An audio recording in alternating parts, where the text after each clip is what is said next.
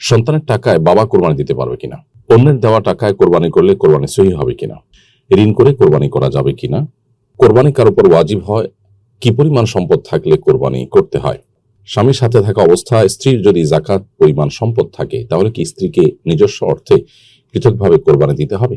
সন্তান যদি বাবাকে টাকা দেন কোরবানি দেওয়ার জন্য, তাহলে প্রথমত দেখতে হবে এই টাকাটা সন্তান বাবাকে কোন হিসাবে দিয়েছেন। একটা হলো বাবাকে কোরবানি দেওয়ার জন্য দিয়েছেন, যে বাবা তুমি কোরবানি দাও, আমি টাকা দিলাম, তারপরে টাকাটা আমি তোমাকে দিলাম, এই টাকা দিয়ে তুমি কোরবানি দাও। তাহলে বাবার তরফ থেকে সেই কোরবানি হবে, তার সব বাবা পাবেন। আর সন্তান বাবাকে কোরবানি করার জন্য টাকা দিয়েছেন, ভালো কাজের জন্য টাকা দিয়েছেন, সেই হিসাবে তিনি আলাদা করে আল্লাহ তাআলার কাছে দানের সব পাবেন। আর যদি এমন হয় যে সন্তান তার নিজের কোরবানি বাস্তবায়নের জন্য বাবার কাছে টাকা দেন, তাহলে সেক্ষেত্রে সন্তানের কোরবানি আদায় হবে এবং সন্তান তার জন্য আল্লাহর কাছে সওয়াব পাবেন। আর বাবা একটা ভালো কাজ করেছেন, সন্তানের তরফ থেকে কোরবানি বাস্তবায়ন করেছেন, একটা নেক কাজে সহযোগিতা করেছেন, সন্তানের কাজটা বাস্তবায়নের ক্ষেত্রে তিনি প্রতিনিধির ভূমিকায় অবতীর্ণ হয়েছেন, সেই জায়গা থেকে তিনি সওয়াব পাবেন ভিন্নভাবে, সেটা ভিন্ন কথা, কিন্তু কোরবানির সওয়াবটা সন্তান পাবে। তো এটি নিয়তের উপর নির্ভরশীল, অর্থাৎ সন্তান যে টাকা দিয়েছেন কোরবানি করার জন্য, তার এই টাকা দেওয়ার ক্ষেত্রে কি নিয়ত ছিল। বাবার তরফ থেকে কোরবানি দেওয়ার জন্য যদি হয়, তাহলে বাবাকে বলে দিবে যে বাবা কোরবানিটা তোমার তরফ থেকে হবে, টাকাটা আমি দিলাম। আর যদি সন্তান নিজের তরফ থেকে হয়, তাহলে সেটাও তাকে তার নিয়তটাকে স্পষ্ট করতে হবে, তার নিয়ত সেরকম ফিক্স থাকতে হবে, যেটা আমার কোরবানি, জাস্ট বাবাকে বললাম যে বাবা তুমি জবে করে কোরবানি বাস্তবায়ন করে দাও। অনেক ক্ষেত্রে এই বিষয়গুলো অস্পষ্ট থাকে, যার কারণে কিছুটা জটিলতা তৈরি হয়। অতএব এটি নির্ভর করে নিয়তের উপরে। অন্যের দেওয়া টাকায় কোরবানি করলে কোরবানি সহি হবে কিনা। অন্য কেউ যদি আপনাকে কোরবানি করার জন্য টাকা দেয়, তাহলে সেক্ষেত্রে সেই টাকা দিয়ে আপনি পশু কিনে কোরবানি করলেন, অথবা আপনাকে অন্য কেউ একটা পশু দিল কোরবানি করার জন্য, সেটা আপনি কোরবানি করলেন, অবশ্যই আপনার সেই কোরবানি বিশুদ্ধ হয়ে যাবে। কোরবানি নিজের টাকাতেই করতে হবে এমন কোনো বাধ্যবাধকতা নেই।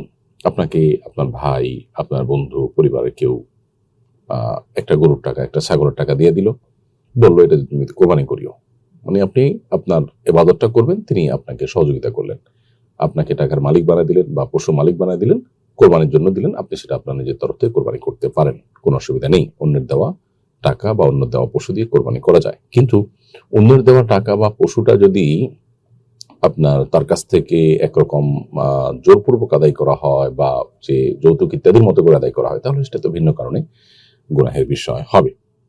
ঋণ করে কোরবানি করা যাবে কিনা, এর উত্তর হলো হ্যাঁ, ঋণ করে কোরবানি করা যাবে। যদি ঋণ পরিশোধ করার সদিচ্ছা থাকে, সুন্দর কোনো পরিকল্পনা থাকে, তো সেক্ষেত্রে আপনি ঋণ করে কোরবানি করতে পারেন। অনেকেই এমন হতে পারেন যে কোরবানির মৌসুমে এই মুহূর্তে তার কাছে টাকা নেই, কিছুদিন পরে তার কাছে টাকা আসবে, অতএব যখন আসবে তিনি তখন সে টাকা দিয়ে ঋণ পরিশোধ করে দিবেন।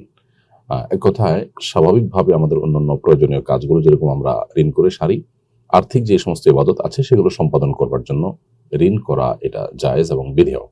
নবী করিম সাল্লাল্লাহু আলাইহি সাল্লাম, সাহাবা ইকরাম কোনো কোনো ক্ষেত্রে দান করার প্রয়োজনে কারোর কাছ থেকে লোন নিয়েছেন, লোন নিয়ে হয়তো কোনো অভাবী ব্যক্তিকে দান করেছেন, পরবর্তীতে সেই লোনটা পরিশোধ করে দিয়েছেন। ঠিক একইভাবে যে কোনো আর্থিক ইবাদতই ঋণ করে, লোন করে করা যেতে পারে। কেউ হজ করবেন, তার কোনো টাকা টান আছে, তিনি সে টাকাটা লোন নিলেন, পরবর্তীতে সেটা পরিশোধ করবার তার সদিচ্ছা আছে, ব্যবস্থাপনা আছে, তিনি লোন পরে পরিশোধ করে দিলেন, তাতে তার হজ যেরকম আদায় হয়ে যাবে, কোরবানিও ঋণ করে আদায় করলে আদায় হয়ে যাবে। তবে কারোর যদি কোরবানির দিনগুলোতে কোরবানি করার জন্য নেশা পরিমাণ সম্পদ না থাকে, তাহলে সেক্ষেত্রে তার উপরে কোরবানি করা আবশ্যক নয়। এরপর তিনি যদি নফল হিসাবে ঋণ করে করতে চান, সেই সুযোগ তার আছে। কোরবানি কার উপর ওয়াজিব হয়, কি পরিমাণ সম্পদ থাকলে কোরবানি করতে হয়। এর উত্তর হলো, ফুকাহে আহনাফের মতে কোরবানির ঈদের দিন এবং কোরবানির ঈদের পরে আরো 2 দিন, এই 3 দিনের মধ্যে কারো কাছে যদি এই পরিমাণ সম্পদ থাকে যে সম্পদ দিয়ে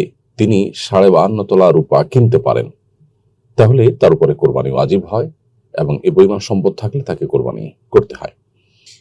52.5 তোলা রূপা কেনার মতো যে অর্থ, সেটা ঠিক কত টাকা, আমরা বর্তমান বাজার দর যদি হিসেব করি, এক্সাক্ট বাজার দর হিসেব করা কঠিন, এক এক সময় রূপার দাম এক এক রকম হয়, তুলনামূলক স্বর্ণের মতো এত বেশি ওঠানামা না করলেও কম বেশি হতে থাকে। আনুমানিক 80 থেকে 85 হাজার টাকা এর কিছুটা কম বা বেশি, এই রেঞ্জের কাছাকাছি অবস্থান করে 52.5 তোলা রূপার দাম। তো এই পরিমাণ নগদ অর্থ যদি কারোর থাকে কারোর কাছে এই কোরবানির দিনগুলোতে, অথবা এমন জিনিসপত্র, অলংকার, বসত বাড়ি কিংবা বসত বাড়ির বাইরে অতিরিক্ত জমি জমা, যেগুলোর উপরে তার বসবাস ভরণ পোষণ নির্ভরশীল না, এরকম অতিরিক্ত সহায় সম্পদ যদি থাকে, ব্যবসার মালামাল যদি থাকে, নগদ অর্থ যদি থাকে, তাহলে তার উপরে কোরবানি আবশ্যক হয়। অর্থাৎ জাকাত আবশ্যক হওয়ার জন্য যে নেশাব আছে 52.5 তোলা রূপা, সেটার সমপরিমাণ বা সেটা কেনার মতো টাকা যদি কারোর কাছে থাকে, সেটার বয়স 1 বছর না হলেও কোরবানির দিনগুলোতে এই পরিমাণ টাকা থাকলে তার উপরে কোরবানি আবশ্যক হয়। স্বামীর সাথে থাকা অবস্থায় স্ত্রীর যদি জাকাত পরিমাণ সম্পদ থাকে, তাহলে কি স্ত্রীকে নিজস্ব অর্থে পৃথকভাবে কোরবানি দিতে হবে?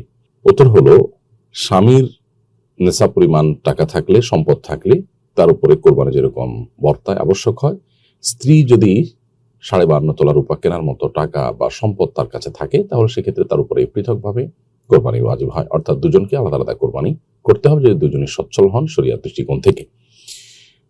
এটি ফোকাহে হানাফের মত। অবশ্য ফোকাহে হাম্বলি তথা সৌদি আরবের বর্তমান উলামা ইকরাম তারা বলেন যে একটা পরিবারের মূল কর্তা যিনি, তার উপরে কোরবানি আবশ্যক হলে তিনি কোরবানি দিলে পরিবারের অন্য সদস্যের তরফ থেকে কোরবানি আদায় হয়ে যাবে। কারণ কোনো কোনো হাদিসে প্রত্যেক ফ্যামিলির উপরে, পরিবার উপর একটি করে কোরবানি আবশ্যক, এরকম কথা বর্ণিত হয়েছে। ফোকাহে হানাফের উলামা ইকরাম এর বিভিন্ন রকমের জবাব দিয়ে থাকেন। যেমন তোমার থেকে একটি হলো যে আগে একটা সময় নবী সাল্লাল্লাহু আলাইহি ওয়াসাল্লাম যখন এটি বলেছেন, তখন সাধারণত বা কমন চিত্র থাকতো যে পরিবারের কর্তা যিনি, তার কাছে সম্পদ থাকতো, বাকিরা যারা তার অধীনস্থ থাকতেন তারা মূলত নেশাব পরিমাণ আলাদা সম্পদের মালিক হতেন না। আর ছেলেরা বড় হলে, বিয়ে শাদী করলে তারা আলাদা সংসার তাদের হয়ে যেত। এই কালচার প্রতিষ্ঠিত ছিল, সেজন্য আলাদা করে পরিবারের কথাটা সেখানে বলা হয়েছে।